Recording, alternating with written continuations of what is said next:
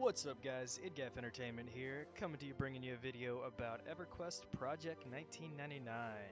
So this is going to kind of be an intro video, giving you an idea of how to jump onto the game and make a character, get the initial basic steps taken care of so that you are good to explore. So first thing you're going to be presented with is this character select screen.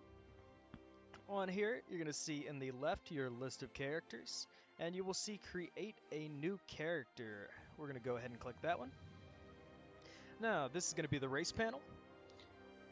On this panel, you can start to make your character. With this, there are only 2 races throughout this entire list of races here on the far left-hand side, in which you cannot select on Project 1999. These races were not available during the Velius expansion, and that is the expansion we are currently playing. Those races are going to be Froglock is not allowed, as well as the Vashir. So, once you decide what race you want to be, I'm going to pick a Halfling. You can select your gender up top. We're going to go for a guy. Then, you're going to have your class select right to the other side of it. If you're just starting out, my only recommendation is if you're dead set on a spellcaster, knock it out. Have fun with it for sure. Don't play something you're not going to enjoy. But just remember that spells in this game, they're purchased from vendors. They cost a lot of money over time, so might be a little difficult starting out as one of the pure spellcasters, such as like Wizard, Mage, or Necromancer, or Enchanter. So, we're going to go ahead and select Druid as the race, Druid as the class. Then we're going to go to the Set Face button. Here you can kind of jump through a bunch of different faces, kind of get your character, looking the way you want it to. We're going to go ahead and select him. Now, if you are dead set between 2 of them, you can change this later in-game. It's something the devs were nice enough to allow us to do, even though it wasn't allowed in Classic. Now, on the far right-hand side of the screen, you're going to see your abilities panel. The numbers in green are going to indicate your class's most important stat allocation points. Doesn't tell you which one's the best, lets you know, oh yeah, these are generally the things that really help you out throughout your journey. So I would recommend everybody, once you've decided what class you'd like to play, heading to the P1999 wiki and looking up your class by name, and there it should tell you, oh yeah, well this is generally accepted as like the best for whatever race class combination you did decide to pick. Now for Druid, Wisdom is everything, so we're going to start slamming points into Wisdom until you're generally going to have 5 left over. Now, because I can't send Wisdom up anymore, we're going to send the rest to the secondary, which is Stamina. We're going to go ahead and click the next panel. Now, on this screen, it's time to pick our deity. Now, on here, your deity is essentially your god, who your character worships. There are going to be positive and negative effects on you based on which god you actually end up selecting. The safest bet by far, if you have access to it, is going to be the agnostic. This basically means you don't have a god. You won't get any of the negative reputation penalties or positive reputation buffs from that particular god's creatures throughout the game. On the far right hand side, some classes that you pick in race combinations will have multiple starting cities. So, because we are halfling, we really only have one, which is going to be Rivervale, but like humans can start in either Kinos if they're primarily like a good class race god combination, or Freeport. That's the one where you can still go if you're good in most cases, but a lot of the times the more human denizens will be there. So, now that we have selected our god, Karana, the Rainkeeper, and Rivervale, we get to choose a name. Now, I'm going to go ahead and type in a bunch of random stuff because this is just kind of a test character to get everything going for you guys.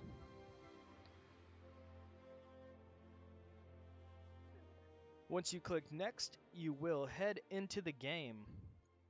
Now, you have the tip of the day. This is a bunch of different tips that'll pop up when you click on specific things, so if you are a new player, it's probably worth your time to read those. We're going to go ahead and close that out. Now, on here, you're going to see a whole bunch of different stuff sitting around at different locations. If you mouse over towards the corner of these boxes, you can actually move them. So we're going to go ahead and move these into a configuration that I'm a fan of. I generally do not play on the standard UI. I play on one called Duxa, which I'm not going to walk you through how to get it, but I will leave a comment in the description below, which is going to show you where to download that, and you can kind of finagle it yourself. So we're going to get this all set up, looking to some semblance of organized because of my OCD kicking in. So first thing you want to do when you log into the game, we're going to look at our spells. We click the I key to pull up the inventory, and you're going to see what gear the game has graced you with right off the bat. We have some milk. So milk is going to basically be your drink resource. If you are out of a drink resource, your mana, located here in your personal box, is going to slowly regenerate as you go throughout the game. If you do not have any sort of drink on you, you're going to be blasted in your chat window saying you're thirsty, and that mana will not increase. Same goes for food, for your health. So you want to make sure that once these do run out, they last a good amount of time. But once they run out, go pick up some more, or else you're going to start making the game really hard on yourself really fast. Next, we have a club. We're going to go ahead and we're going to pick that club up. And if you see this picture in the middle, this is your auto equip window. If you don't have something else in the slot and you drop it here, it's going to automatically put it into the slot in which it's associated with. If you ever want to look at the stats of an item, go ahead and right click that item and hold. It's going to end up pulling up this little box. It's going to show you we have a one-hand blunt with a 30 delay, 4 damage, 5 weight, and medium. Then you are going to see the classes that can wield this item. Well, we are a druid, and there's druid there, so that's a good thing. We are able to equip it, as well as the race selection, which says all. Now, some items in this game are a certain size, like you have large bronze armor. Being a halfling, we're a pretty small race, so we wouldn't be able to equip any of those simply based off the size component. But then you, of course, have small bronze armor, which we can wear, and you know an ogre's going to have a bad day if he tries to put it on. Next thing we are going to do is, hey, we got a spell here.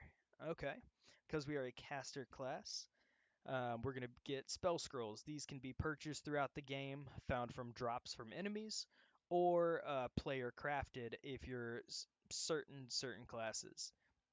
So over here on our spells window on the far left hand side of the screen, at the bottom there's going to be a little spell book. We'll go ahead and click that, then drag that spell book out. If I were to click that spell, Skin Like Wood, and drop it into one of these empty squares, it's going to go ahead and put that spell in that slot. We're going to go ahead and grab Minor Healing, and we're going to slam it right there. So when you die, this book stays full. So you want to sit there and take those spells, clear up that inventory space, you know, make the bags neat, move them over to the book. That way you can access them and use them throughout your adventure. If you ever decide, oh snap, I ended up putting these spells in the wrong location, if you right click the spell in your book and then right click another spot, it will move it around. So if you're as OCD as I am about making your book nice, that is a good way to go about doing it. When you left click on the spell, you can move over to your spell bar here, and in an empty spell slot, go ahead and click that spell. At the bottom, you're going to notice this little bar moving down. The higher level I get and the better you get in your abilities, particularly meditate, the faster that little bar is going to go. Till pretty soon, these spells, around level 15, it'll basically be instant. When you click them, they'll slam right into that bar fast. But a level 15 spell is going to take a lot longer still. It's more difficult to memorize. Once those are over on this bar, if you ever say, well, you know what, I don't want them there, if you right click again, it will get rid of that spell, and you can move it to a different slot. Now we're just going to go ahead and mim this one more time. We'll close the inventory for now. Now that the spell is mimed, it's going to be grayed out for a second, then it comes clear. Once the icon is no longer grayed out, you have the ability to cast that spell. So right now you can see how my name is flashing. That means I have myself targeted. If you want to target yourself in an easy manner, you can press F1 and it will go ahead and swap it to that. Now, we're going to go ahead and cast Skin Like Wood on ourselves. And you'll notice that my health just went down to like 68%. That's going to let me know that this buff that I've cast on myself actually increased my health pool, which is a really good thing. But now that I'm sitting low, we'll go up to Minor Healing, cast that on ourselves, and now we have full HP. You'll notice that the mana went down pretty dramatically here, though. Spells in this game, they're not free. You can't just sit there and spam them 24/7. You actually have to pay attention to what spells you're casting when, and you have a limited number, so be very careful. When you're sitting here and you want to get your mana resource back up, if you go ahead and sit down once again, this is going to put you into your natural regenerative state. It's going to, while sitting, your mana regen is increased, your health regen is increased, and all around good stuff happens. However, there is one downside to it. Your aggro radius is increased.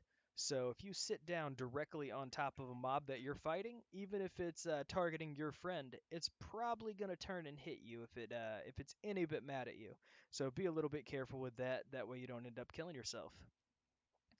Okay, next thing we want to do in the inventory screen by pressing I is going to be the Tome of Order and Discord. Now, this is one that confuses a lot of players and gets them into a lot of trouble. A lot of different classes are going to spawn directly next to a NPC called the Priest of Discord. And when you click this and you read it, it basically talks about how, you should give this book to that guy. When you do, your name turns red, and you are marked and flagged for PvP forever until you do a quest to cancel it. Now, that quest is located in a very, very annoying place in the current build of the game to get to. A lot of the teleports that were later released in that area to make travel there easy, they're just not there. So if you do accidentally turn this tome in, you might want to go ahead and restart your character if you're not that in love with it, or someone hasn't been nice enough on this server to just like drop you a ton of really nice items, and go ahead and handle it that way rather than running all the way to Kinos to try to find the Priest of Order and get that reversed. If your name is red, anytime, anywhere in the game, if another person with a red name sees you, they can just walk up and basically one-shot you. So you might want to be careful with that.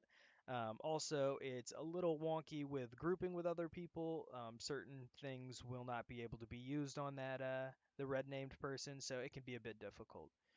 We're just going to go ahead and click that book and destroy it because I have no interest in PvPing on this character. Next thing we are going to do is we have a tattered note. This is kind of like your first starting quest. We're going to right click that. It's going to bring it up. Now this will say go out to Will Tagglefoot's farmstead to the east of the Fool's Gold Tavern. There you will find the Storm Reapers. That's going to be our Druid Guild, the Storm Reapers. They are helping Will prepare for the upcoming harvest season, which with the help of Karana should be a good one. Praise the Rainkeeper. Um, give this note to Hibbs Rootenpaw, and he will help you get started. So this is our first quest to find our guild leader, and we just happen to be one of the classes where he is right in front of us. So we'll go ahead and pick this note up. We will click on Hibbs Rootenpaw, and we will give. Once we did, you'll notice a little shirt, a Jum Sack Tunic ended up getting added to our inventory. If you right click that, you'll notice it has 2 armor class, so this is going to help us take a little bit of less damage. We will go ahead and click that in.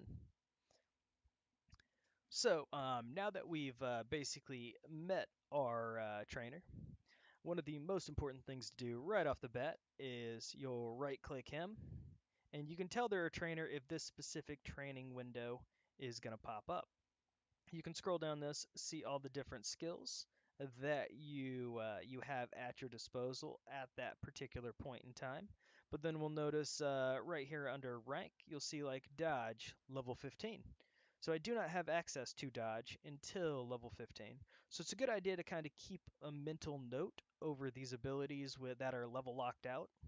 That way, you know, oh, okay, when I get to this level, I really need to run here and put a training point into this to start getting access to that particular ability.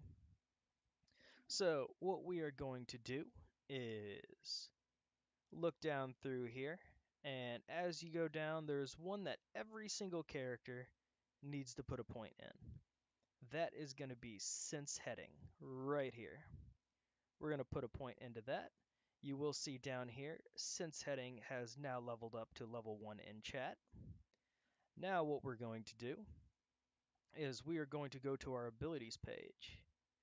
At that little abilities tab, we are going to click 1, and this little choose a skill box is going to pop up.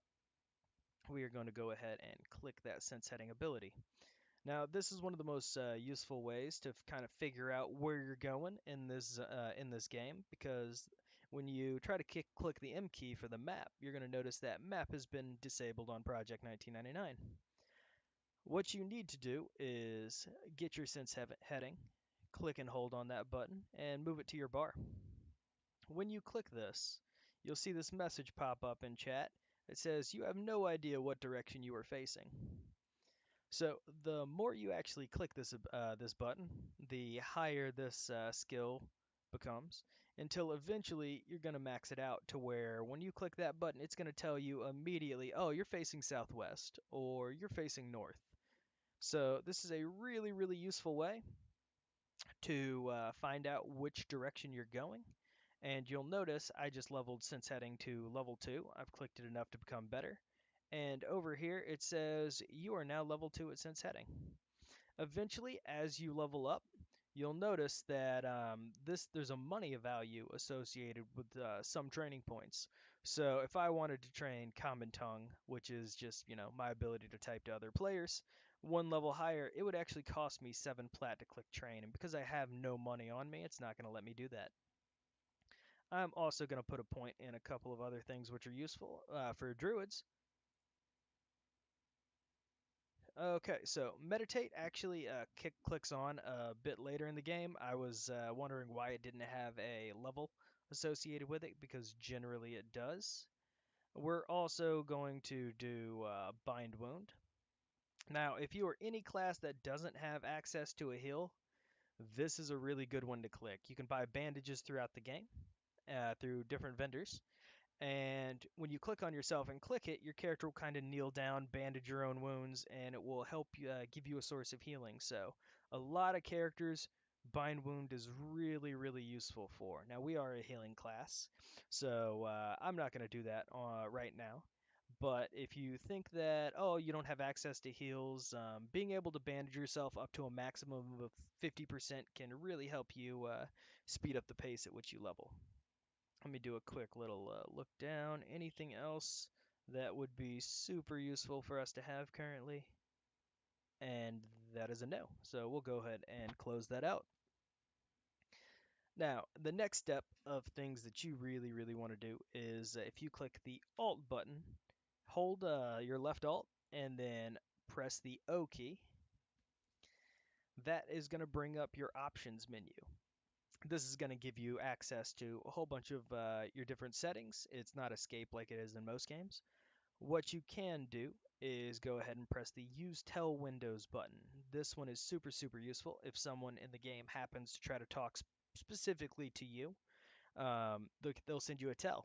It'll appear in purple, and a box is going to just flash a couple of times and appear in the middle of the screen. This way, it's super easy to separate out different conversations that you're having. That way, it's not a huge, big, jumbled box of text, and you have to look down through here and see, oh, yeah, what did that guy say? Especially when you have a dude like this whose name is LLLILLILLILLI. Instead of having to search through the chat to try to find, oh, what did he say? You'll just have it in a nice little box for you.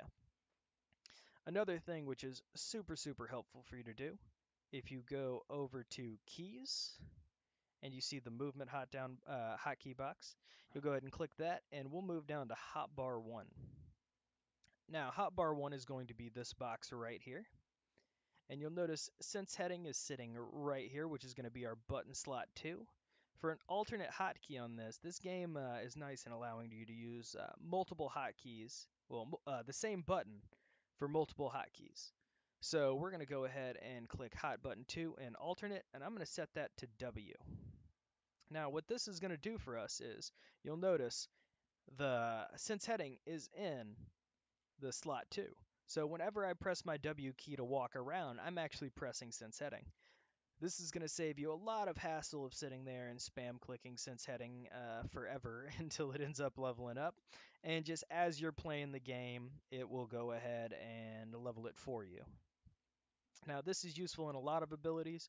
Just be careful if any ability has like an attack associated with it or anything like that, because you don't want to be running through town, click on good old Hibbs Root and Paw, and then press W, and next thing you know, you end up getting one shot. So, speaking of getting one shot, I feel like this is a good time to talk about the consider system. So, at this moment in time, we have absolutely no clue what level our guildmaster is. There's no window that pops up, like when I select him, there's no little icon showing me his level. In this game, what you have to do is press the C key. When you press the C key, we'll spam it a couple of times. This is the consider system. Now, the color of the text that pops up is going to be what gives you the indication of the mob's level. It's going to start with green. The mob is a lower level than you, lower than about 3 levels or 4 levels. This changes later on. But general rule of thumb, green means it's going to be 2 levels or more lower than you. Blue means 1 level lower than you. White means the same level as you. Yellow means 1 to 2 levels above you. And red means it's a decent level gap, and you might want to be a little careful with it. If you ever forget the colors, they give this pretty useful message in the last section of this. What would you like your tombstone to say? Kind of giving you an idea of how the fight's going to end up going. The other part of this, which is going to be pretty useful, is the faction description. So our guild leader here judges us aimably. So there's a whole sliding scale of which ones of these mean what, but there's really only 2 you need to focus on starting out. Threateningly and kill on sight. So if you see KOS or threateningly, you're going to want to be careful, because that mob, when you walk close enough to it, will start coming after you, regardless of if it'll kill you or if it, is a bit of a weaker mob. Now, if once a mob goes green, some green mobs will still attack you if you walk close to them. Some are going to be such a low level they will not mess with you. But if you do walk up and sit next to those mobs, we were talking about the increased aggro radius earlier. If you sit down next to a green mob, which is KOS, it will still try to kill you. So make a note of that just so you don't get yourself into trouble. Next thing we're going to do is, if you go all the way over to the socials page on the right down here in the actions menu, you're going to have this right here. Which is going to give you a bunch of useful commands, like if you wanted to go anonymous or if you wanted to report a bug, this just all these different things that you can do. Well, what we're going to do is we're going to go over to page 2. We're going to right click in one of these boxes, and we're going to start making our own macros. So one of my favorite and most important macros is going to be the assist macro. You can even change the color of the text, like if we wanted to make it pop a little bit more and make it red on the name, we can click that. And then we're going to type \assist. Now, once you type \assist and click space, whatever name you type in here, whichever mob they are targeting it's going to set your target to that thing. So let's say your tank has, pulled 3 or 4 dudes and they're all stacked directly on top of each other. You have no clue which one he's attacking and you don't want to die. What you're going to want to do is, in this second place after assist, type your tank's name into the box and click accept. We're going to click and hold over the assist button there, and we're going to drag it to our bar. Now, if I were going to sit here and it's because I have my tank in that, when I click that button, whichever target my tank is facing is going to split into my little attack window here. So the next one we're going to use is the Loc macro, and pick a random color. And we're going to type Loc, Loc, Loc throughout all of these boxes. What this button is going to do for you is when you click it, you're going to notice that this little readout on the bottom of the screen is going to tell us our coordinates of exactly where we are in game. So you can generally ignore the second one. That's going to be your the third column. That's going to be your elevation. But with the first two, you'll notice if I kind of scooch my character forward while I'm clicking that button, the first number is going to start dropping.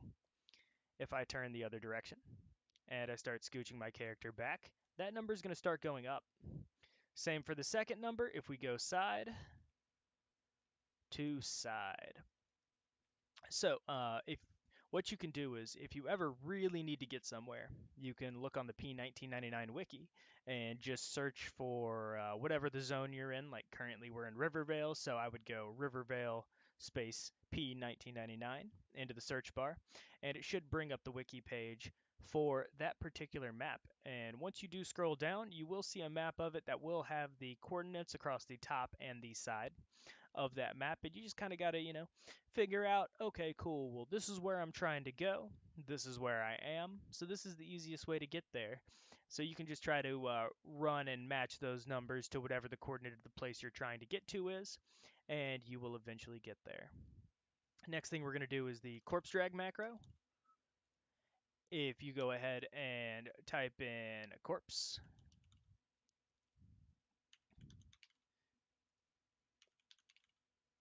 the reason you're doing a whole bunch of these is because this will drag the corpse 5 times rather than just dragging it once, so it's saving you a little bit of spam clicking, which is always nice. So once you have this macro, if you target your corpse and click this button, it's going to drag that corpse to you. So let's say you were running through a zone, there was a whole bunch of mobs that were attacking you, you have no clue where you are in that zone, and you feel like you're about to die. Right before you die, you want to be spamming this button for the Loc. That way, when you scroll back through your chat, you can be like, okay, cool, this is exactly where I died, this is where my body's at. Once you run back there, there's still a whole bunch of big scary mobs running around in that area. Well, what you can do is you can click your body and stand as far back as you can and click that corpse button as you're slowly walking forward, and eventually your corpse is going to shoot to your feet. Once you do, you can turn around and just click this button while running away, and your corpse will just be dragged along behind you. That way you can take it somewhere safe to loot all your stuff back. So the next macro I like to use is the who macro. Now, this is basically just a convenience macro. You can use it or you can choose not to. With this one, you're going to go who target. And then the next one is going to be guild status. What this is going to do for you is if you run up to somebody, let's see if we can find a player here. Oh, there's a guy. Wow, I am entirely blind, Mr. Human. So when I press my who macro, it's going to sit here and it's going to pop up this window and it's going to say this guy is anonymous. So he's not showing me his level or class. He has a setting selected where he doesn't have to show, he can hide it from me. But it does also say that he is a member of Paradigm, I can't even say that word, but he's a member of that guild, Paradigm Shift. So with this, if you join a group, you can go to your group window here, And instead of having to ask, hey, do we have this class, or hey, do we have that class, you can just click on the name of everybody and throw them a quick who. This way you get a really good understanding of your group's level and makeup, so you know what sort of stuff you might be able to handle, or what abilities you might want to throw on your bar. Like if I'm a druid, so I have heals, but I'm definitely nowhere near as good of a healer as a cleric. So if I go through my group window and I see, dude, we don't have a cleric, we don't have a shaman, I guess I'm the only healer. It's probably a good idea for me to start throwing my healing spells on my bar to try to help my group get through that sort of encounter. So next one is probably my favorite macro in the game because I'm entirely OCD when it comes to corpses. This is going to be the hide corpse button. So what this one does for us is hide corpse all. Then the next one is going to be hide corpse looted. This is going to help us out immensely. A lot of people like to be funny in this game. They got time to kill, so they'll just run into a zone and they'll make a bunch of funny named characters. They'll attack a guard a billion times and leave 1,000 bodies across the ground. Now, it is funny in some instances, but it's also a little immersion breaking for me. So I make this button to where when I click it, you'll see this little thing pop up, and all of the corpses are going to be hidden for my character that are currently on the floor now. So if we kill something else, that corpse won't be hidden because it happened after the fact that we click this little button. So when that thing dies, I can run up to it, and when I loot it, the hide corpse looted line is going to kick in, where as soon as I loot that body, it's going to disappear. This is really useful where if I have like 9 different bodies stacked on the ground in front of each other, you can sit there and hide those. So when you loot the first one, the second one hides. When you loot the second one, the third one hides. The second one hides. So it helps you get to those corpses substantially easier. The next macro we're going to do, just in case, because sometimes you accidentally loot some stuff and you stand up real quick before you can get a chance to finish looting and you want the thing that's on the corpse. Next thing we are going to do is hide corpse none. So we'll just do corpse none. Now, if you do backslash hide corpse none, when you click this particular button, oh, if I can spell,